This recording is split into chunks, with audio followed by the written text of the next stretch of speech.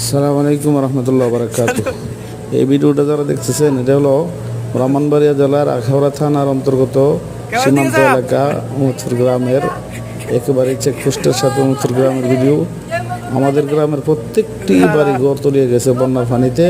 ভারত থেকে নেমে আসা এই যে মোদী সরকার বাংলাদেশকে এখন অনেকগুলি জেলা তলিয়ে দিয়েছে। এই যে ফারাক্কার বাঁধ কেটে দিয়ে মানুষকে এখন দিশেহারা বানিয়ে দিয়েছে।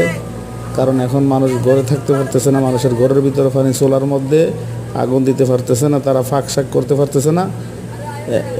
এই দেখেন যে এই যে বাড়ির গরুগুলি বাইর করে নিতেছে, খুব কষ্টের মধ্যে দিন যাপন করতেছে। আমি সকলের প্রতি সহানুভূতি জ্ঞাপন করছি। একজন মহিলাও এই পানির স্রোতে গর্বিতা মহিলা দুনিয়া থেকে বিদায় হয়ে গেছে। আমি তার রুহের আত্মার মাগফিরাত কামনা করছি এবং বাংলাদেশ সরকারকে বলি, আপনি ইন্ডিয়ার যে ফারাক্কার বাঁধ এর চেয়েও যাতে আরও উঁচু করে একটা বাঁধ নির্মাণ করা হয়, যাতে করে বাংলাদেশ পানি না ঢুকে।